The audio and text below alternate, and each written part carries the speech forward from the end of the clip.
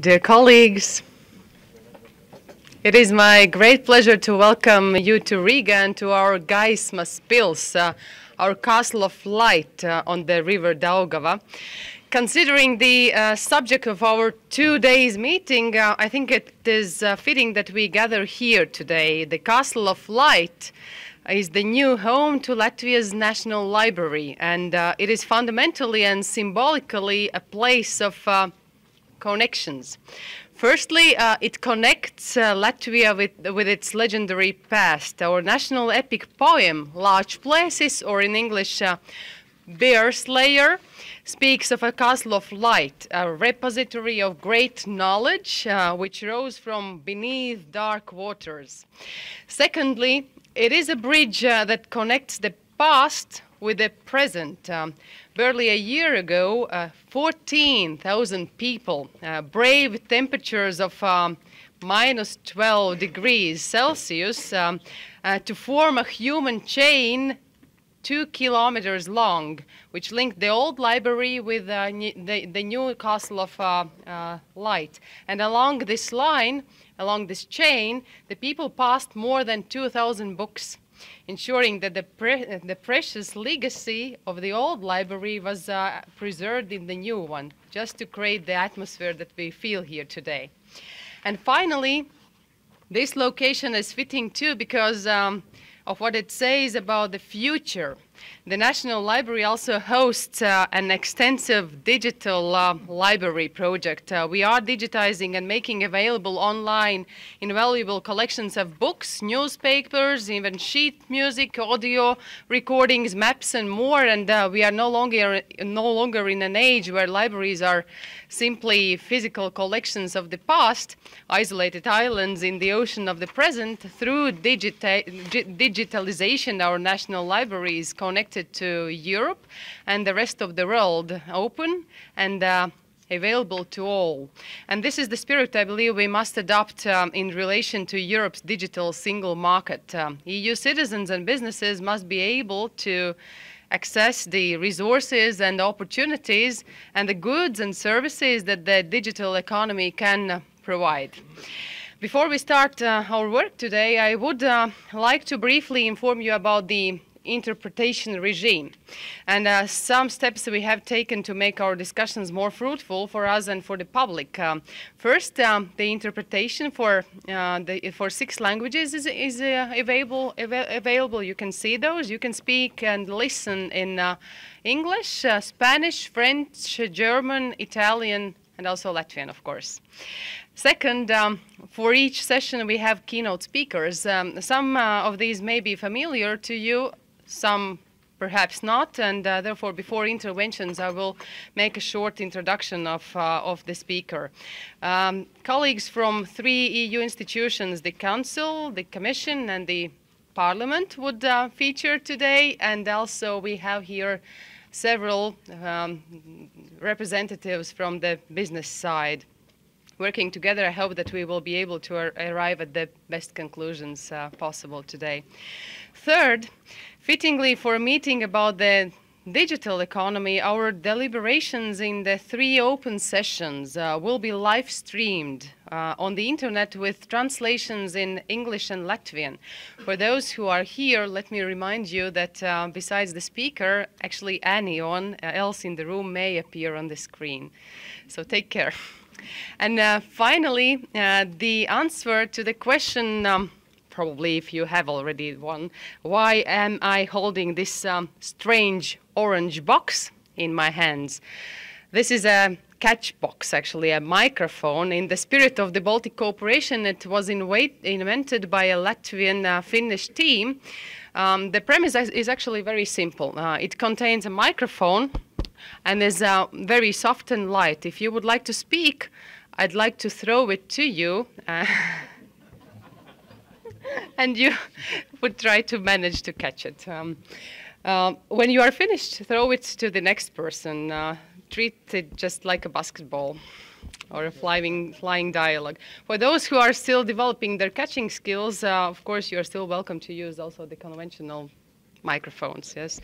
And without further ado, I will hand over to the two champions of the digital economy. It's Mr.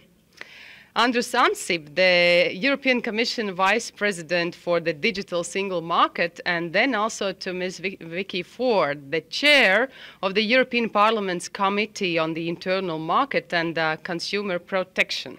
First, Vice President, the floor is yours, and the green mic or the green light will just fly to you. Vice President. Baldies.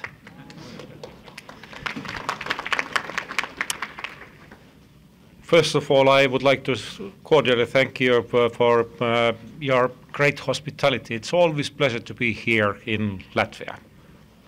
So, let's put it here.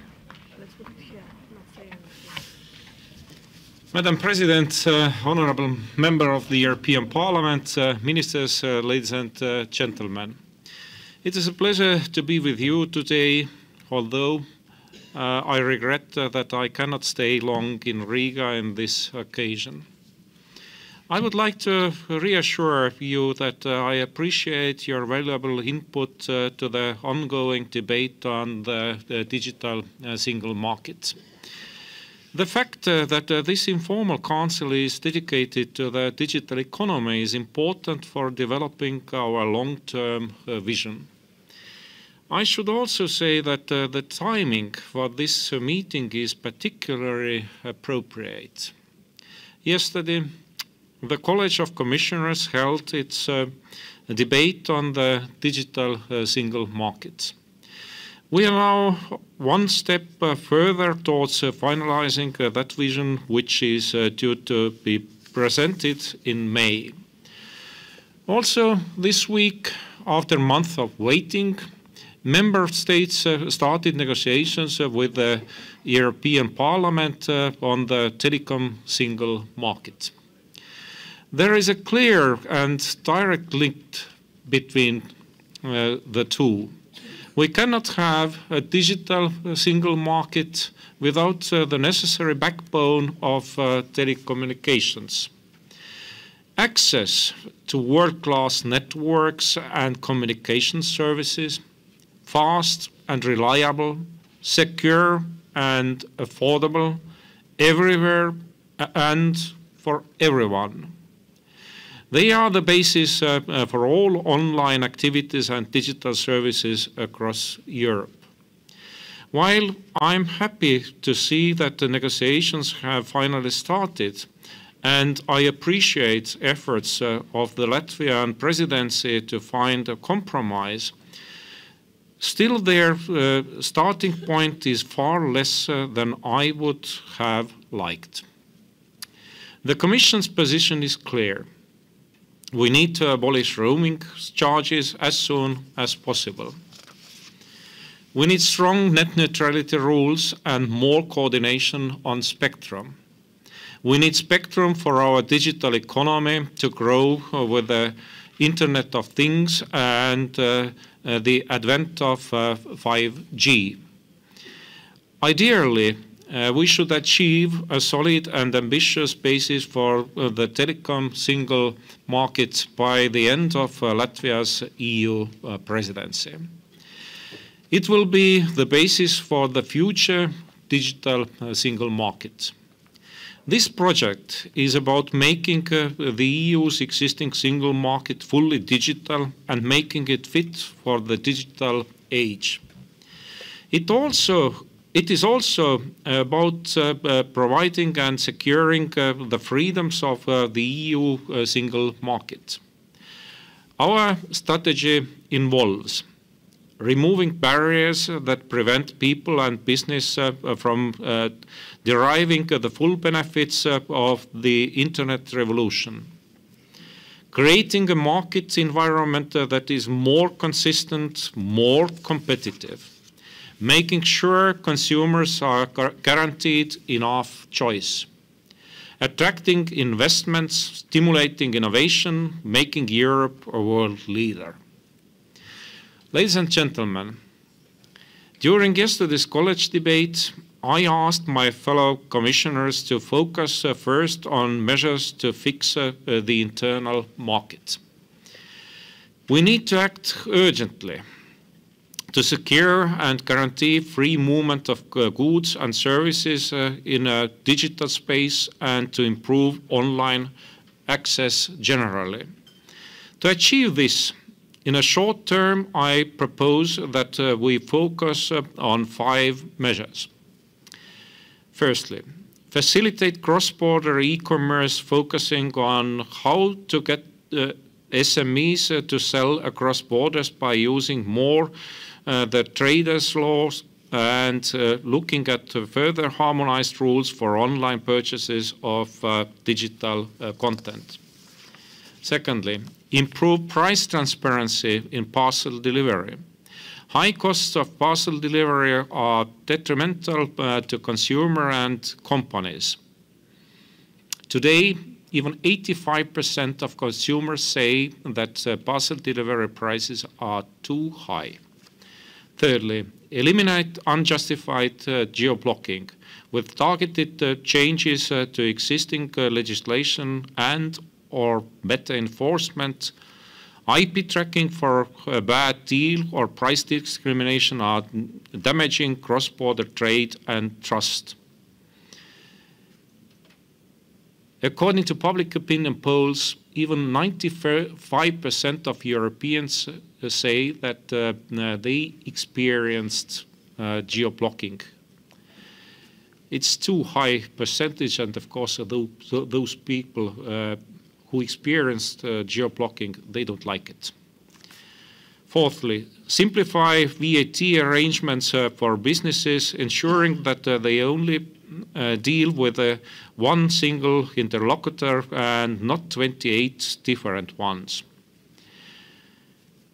And lastly, we need a balanced copyright system. Portability of paid-for content is a must, and so is better cross-border accessibility to paid-for content.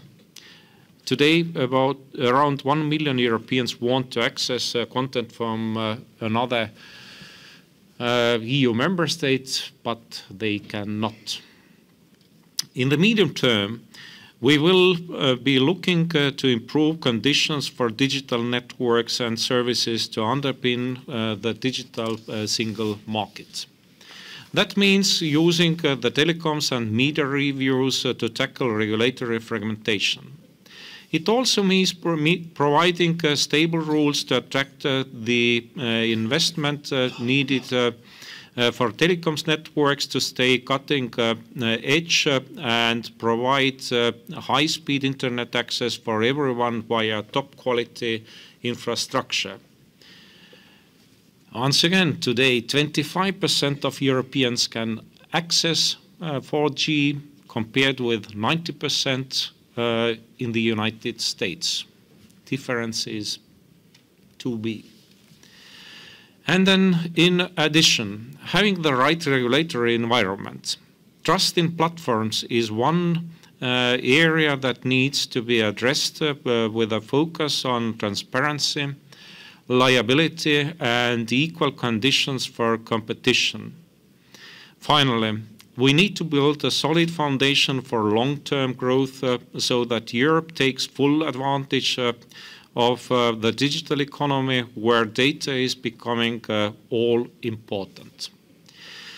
The areas of new growth like cloud computing, the Internet of Things, standards and interoperability are essential for Europe, also in the context of promoting more e-government services around Europe.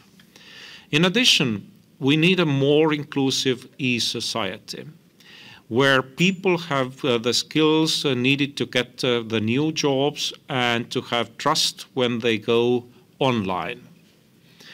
My vision of the digital single market very much concurs with the position presented by the presidency in the discussion paper.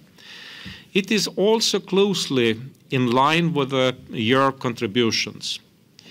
Indeed, most member states have given input to what they believe should be included in the digital single market, and this transparent and inclusive way of working with the member states already before the strategy is published is important to me.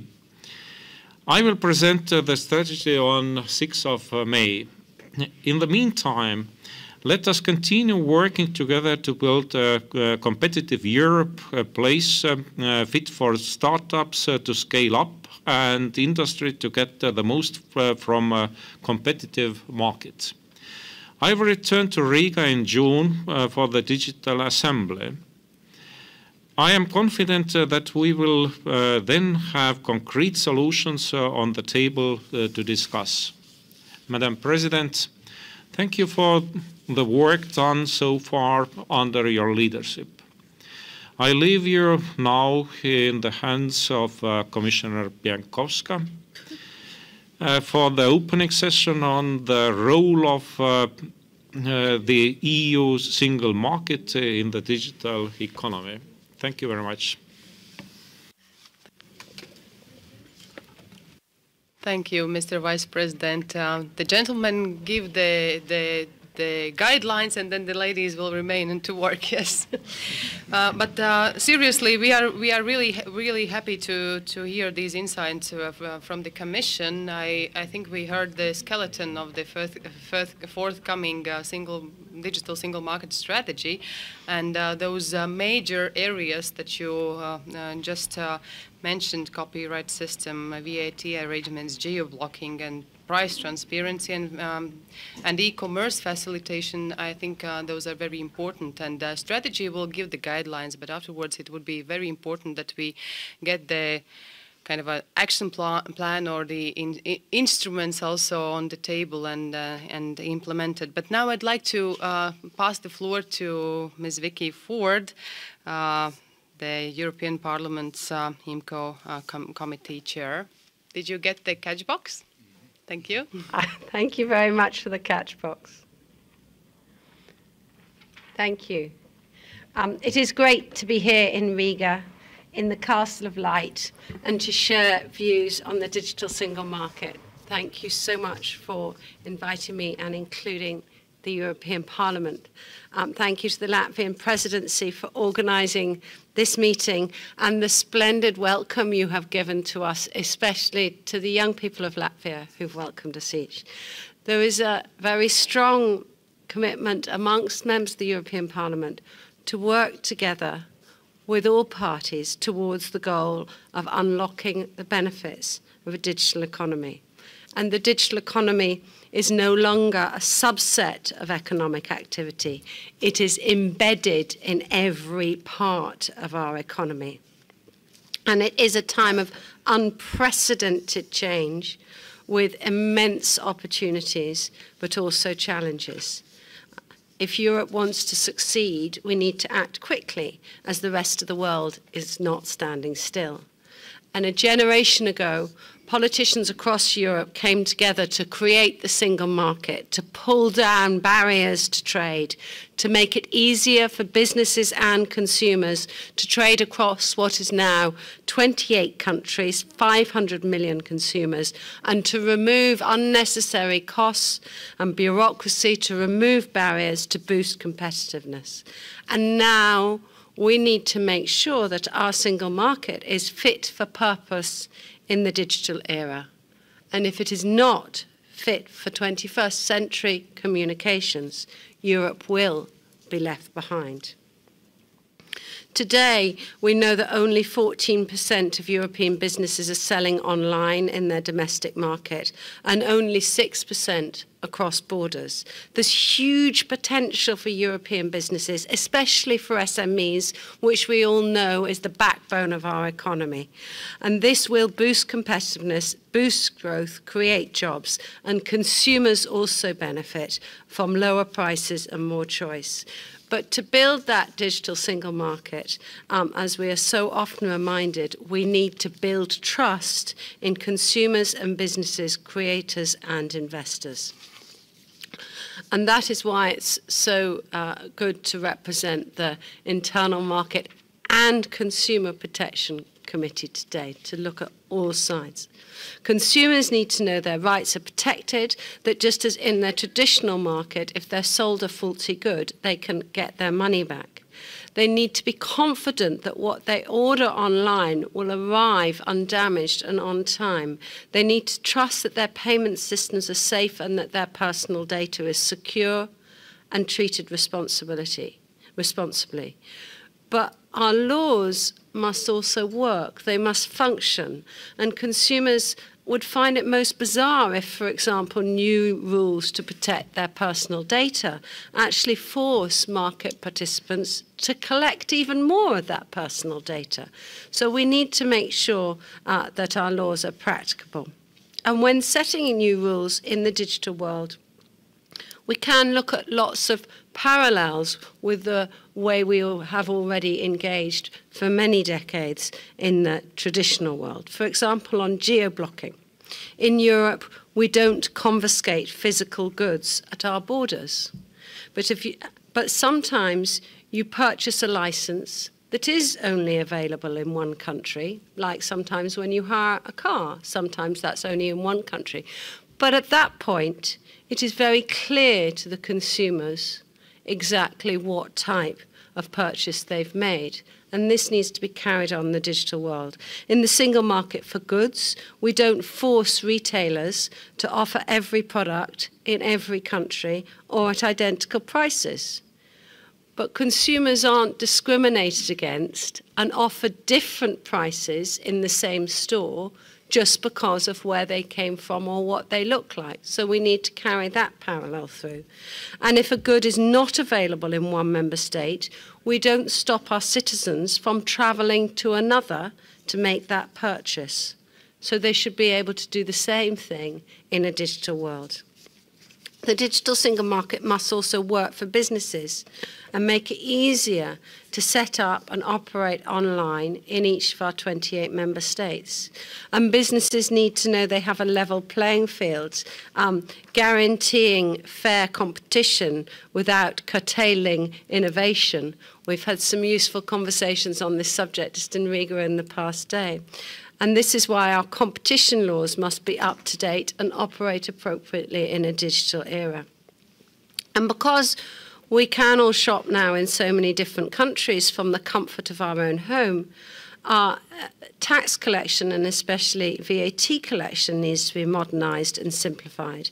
But in this area, like in others, new rules need to be workable for small companies, especially micro enterprises, as well as workable for the big ones. Otherwise, we risk seeing even more geo-blocking and companies less willing to work across borders. The market must work for creators, and Europe is blessed with a richness of cultural traditions and diverse and exciting content.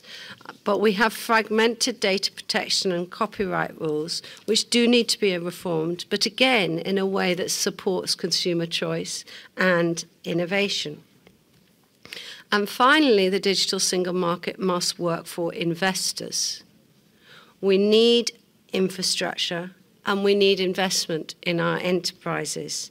And here we cannot think long term, because if we want Europe's market to be world leading, we need Europe to be the place of choice for the world's leading investors. And investors want to know that we won't keep changing the rules. And here it is important for both investors and consumers that our communications infrastructure can maximize the use of scarce resources, like, for example, spectrum. I know that even the European Commission cannot change the laws of physics, and spectrum will maintain a limited resource in this area, but it is key to delivering our better connectivity. The biggest benefits of our digital single market are not just economic, though.